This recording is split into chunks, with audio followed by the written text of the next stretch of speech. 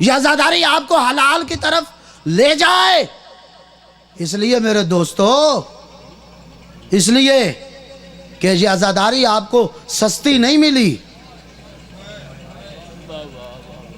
یہ عزاداری آپ کو آسانی سے نہیں ملی. ایسے نہیں ہے، یہ ایک وہ راستہ ہے جو ہم طلب کرتے رہے. اہدنا الصراط المستقیم، اللہ ہدایت فرما سیدھے راستے کی. یہ عزاداری وہ سیدھا راستہ ہے جس سے آپ عبادتوں تک پہنچتے ہیں. یہ عزاداری ہے جس نے آپ کو حلال اور حرام سمجھانا ہے.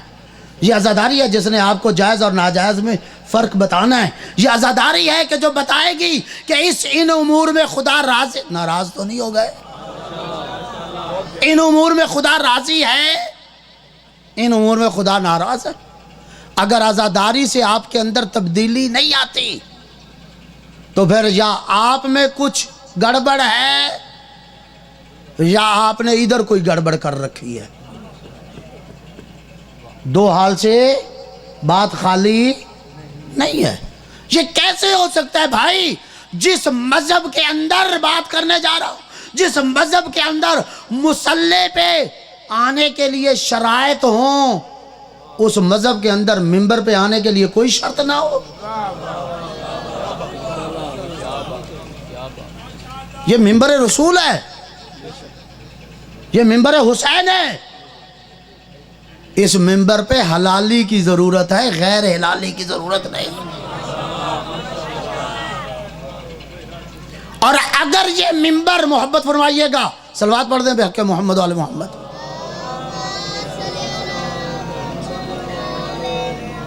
ذرا بلند آواز سے صلوات پڑھیں تاکہ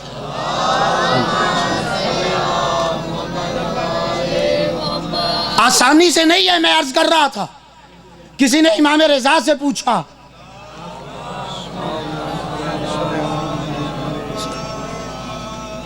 یہ سوال دو اماموں سے ہوا، امام رضا سے بھی اور امام سجاد سے بھی. محبت فرمائیے گا، میں بات کرنے جا رہا ہوں. دو اماموں سے یہ سوال ہوا اور 10 بجے مجھے بات کو ختم کر دینا ہے. امام رضا سے بھی سوال ہوا اور امام سجاد سے بھی. کیا سوال ہوا؟ سوال یہ، آواز آ رہی ہے نا؟ سوال یہ ہوا کہ مولا یہ آپ عزاداری کے لیے خاص آپ اہمیت دیتے ہیں، ایام محرم آتے ہیں آپ کا، میری طرف محبت، ایام محرم آتے ہیں آپ کا رنگ ڈھنگ اور ہو جاتا ہے، ایام محرم آتے ہیں آپ کا طریقہ اور سلیقہ اور ہو جاتا ہے. آپ سارا سال وہ اہتمام نہیں کرتے جو اہتمام آپ ایام محرم میں کرتے ہیں. محبت فرمائیے گا. تو میرے مولا نے اس سوال کا جواب دیا، دونوں ائمہ نے جواب دیا، اور وہ جواب کیا تھا؟ لَأَن لَا تَنْسَوْنَهُ كَمَا نَسَيْتُمُ الْغَدِيرَ. ہم اس کو اس لیے اہتمام کر رہے ہیں اور اس لیے یہ اہتمام کے قائل ہیں اور اس لیے اتنا یہ کچھ کرتے ہیں. لَأَن لَا تَنْسَوْنَهُ كَمَا نَسَيْتُمُ الْغَدِيرَ. کہیں تم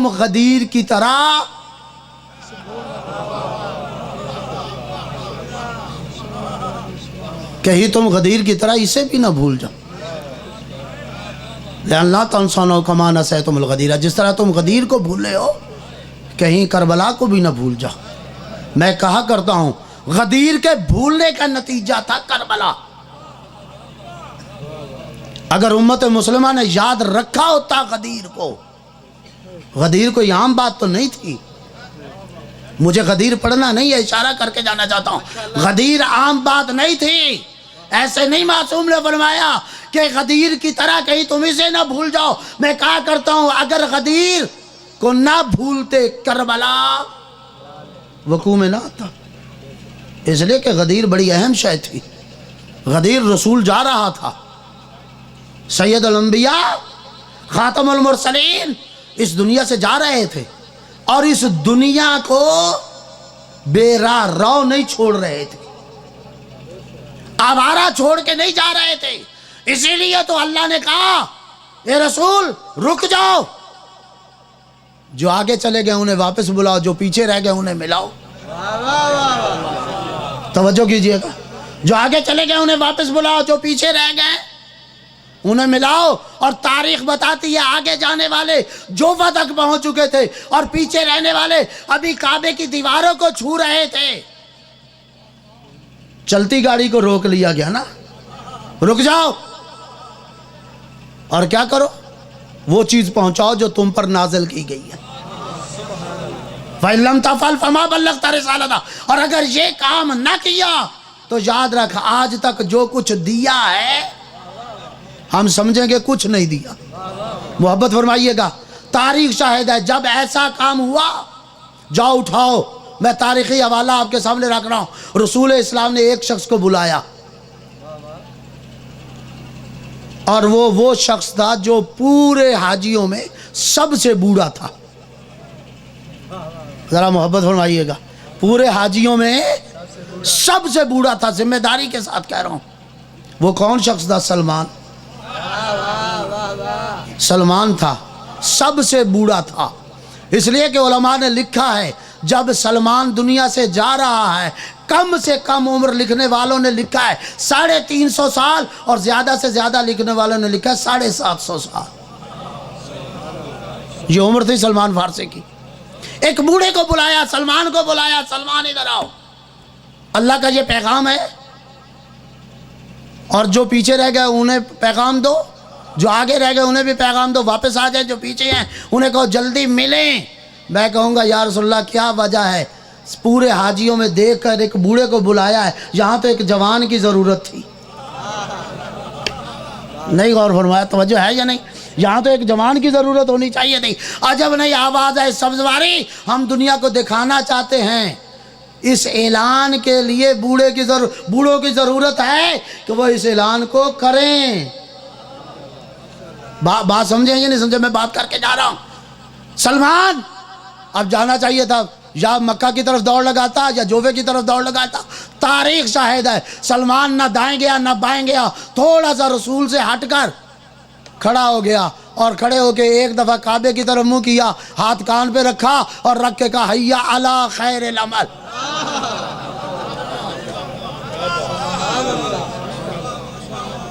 اور پھر دوسری طرف منہ کیا جوفہ کی طرف اور ہاتھ کان پہ رکھ کے کہا حیا علی خیر العمل.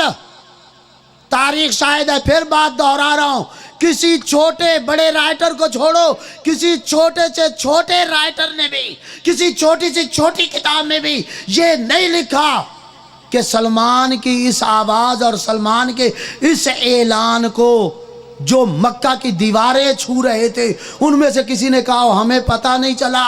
جو جوفے نکل گئے تھے انہوں نے کہا ہم نے سلمان کی آواز کو سنا نہیں.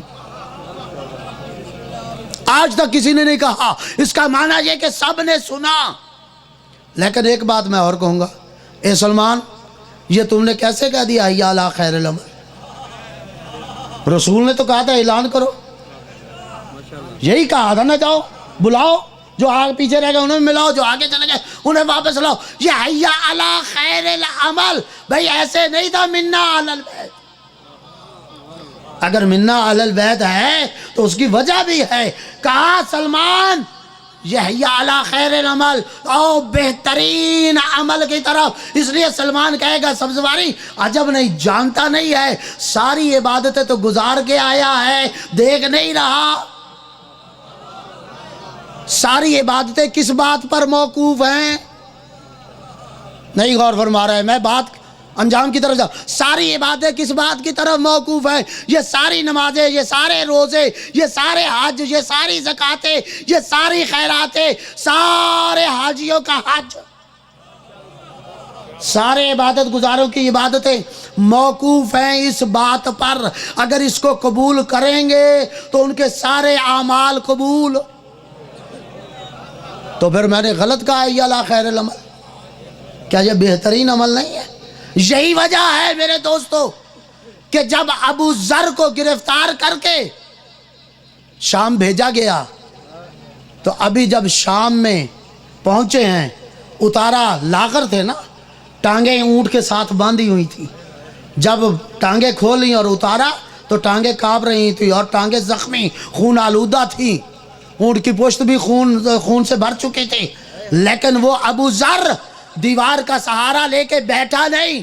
شام کے آئے ہوئے لوگ جو ابو ذر کے استقبال کے لیے آئے تھے, انہیں ابو ذر اشارہ کر کے کہہ رہا ہے ایھا الناس, سنو اے شام کے لوگوں, علی خیر البشر. جس بات پہ ابو ذر کو نکالا گیا تھا, جس بات پہ ابو ذر کو سزا دی گئی تھی, شام والوں کو مخاطب کر کے کہتا ہے کون ابو ذر؟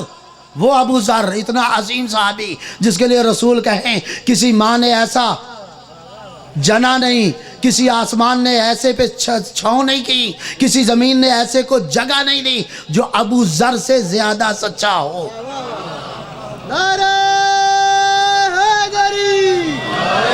وہ ابو ذر کہہ رہا ہے یہ الناس سنو اے شام والو, علی خیر البشر, علی بہترین انسان ہے. من ابا فقد کفر, جس نے اس کا انکار کیا اس نے کفر کیا. توجہ ہے یا نہیں؟ اس نے کفر کیا. یہ علی ابن ابی طالب. اور یاد رکھو یہ دھوکے میں نہ رہو. قرآن میں ایک آیت ہے, توجہ ہے میری طرف؟ ذرا اگر محبت فرما رہے تو بلند آواز سے صلوات پڑھیں. یہ گھبرائے نہ, جہاں میں اپنے ٹائم پہ پہنچ جاؤں گا بات کو روک دوں گا, جہاں بھی بات پہنچی. سنیے بات, جاؤ شیخ فخر الدین رازی نے اپنی تفسیر کبیر میں اس آیت کے ذیل میں یہ بات کہی ہے جو میں آپ کی خدمت میں عرض کر رہا ہوں. دھوکے میں نہ رہیے گا. آئیے نا آیت, واقفوہم انہم مسئولون. میں ایک دھوکہ نکالنا چاہتا ہوں. قرآن کی آیت ہے واقفوہم انہم مسئولون, روکو ہی نہیں, ان سے ابھی سوال ہونا ہے. ذرا محبت فرمائیے گا, واقفوہم انہم مسئولون, روکو ہی نہیں, ان سے ابھی سوال ہونا ہے. میں آپ سے پوچھتا ہوں قرآن کی آیت ہے یا نہیں؟ جاؤ تفسیریں اٹھاؤ, اور اگر یہ بات نہ ہو جو میں عرض کر رہا ہوں تو پھر مجھے پکڑ لینا. کن کو روکا جا رہا ہے؟ کن کو روکا جا رہا ہے کہ جن سے ابھی ایک سوال ہونا ہے؟ محبت فرمائیے گا بھائی, کن کو روکا جانا ہے جن سے سوال ہونا ہے؟ ابھی آخری سوال واقفوہم انہم مسئولون, کہ انہیں روکو, یہ کدھر جا رہے ہیں؟ ابھی ان سے سوال ہونا ہے. وہ کون لوگ ہیں جن سے سوال ہونا ہے؟ اس کا نتارہ کرو, دھوکے سے نکلو. جاؤ قرآن اٹھاؤ, تفسیریں اٹھاؤ. جو سبز واری کہہ رہے ہیں یہی بات آپ کو ملے گی. کون؟ جو جنت کی طرف جا رہے ہیں. جو لوگ جنت کی طرف جا رہے ہیں انہیں کہا جا رہا ہے روکو انہیں, ان سے ابھی ایک سوال ہونا ہے. جو جہنم کی طرف جا رہے ہیں ان سے نہیں, انہیں نہیں کہا کہ انہیں روکو. بات سمجھیے گا, انہیں نہیں کہا کہ انہیں روکو. یہ جہنم کی طرف جا رہے ہیں ان سے ابھی ایک سوال ہو رہا ہے. نہیں, جنت کی طرف جا رہے ہیں ان سے سوال ہونا ہے, انہیں روکو. جنت کی طرف کون جا رہا تھا؟ محبت فرمائے بھائی, تھوڑی سی محبت فرمائے, چھوڑ دیں مجھے بھی. میں اپنے ٹائم پہ کر رہا ہوں 10 بجے. بات محبت فرمائیے گا, روکو انہیں. ان سے سوال ہونا ہے, کن سے؟ جو جنت کی طرف جا رہے ہیں. جہنم میں جانے والوں سے سوال نہیں ہے, جنت میں جانے والوں سے سوال ہے. جنت میں کون جا رہے ہیں؟ نمازی, روزہ رکھنے والے, حج کرنے والے, زکوٰۃ دینے والے, جہاد کرنے والے, امر بالمعروف کرنے والے, نہی عن المنکر کرنے, یہی ہے نا. جنت میں بے نمازی جائے گا؟ جنت میں روزہ کھانے والا جائے گا؟ جنت میں حج نہ کرنے والا جائے گا؟ جنت میں زکوٰۃ نہ دینے والا جائے گا؟ جنت میں خمس کھانے والا جائے گا؟ نہیں. جنت میں وہی جائیں گے جو نمازی, روزہ دار. جو یہ کام نہیں کر رہے وہ جہنم کی طرف جا رہے ہیں. تو جہنم میں جانے والوں سے سوال نہیں ہو رہا, جنت کی طرف جانے والوں سے سوال ہو رہا ہے. یہ فرق کیجئے گا. جو سبزواری عرض کر کے جا رہا ہے جنت کے جانے والوں کی طرف, جو جنت کی طرف جا رہے ہیں ان سے سوال ہونا ہے. واقفوہم انہم مسئولون, روکو ان سے. نمازیوں کو روکو, روزہ رکھنے والوں کو روکو, حج کرنے والوں کو روکو, زکوٰۃ دینے والوں کو روکو. ان سے ابھی آخری سوال ہے. سوال کیا ہے؟ ان ولایت علی ابن ابی طالب.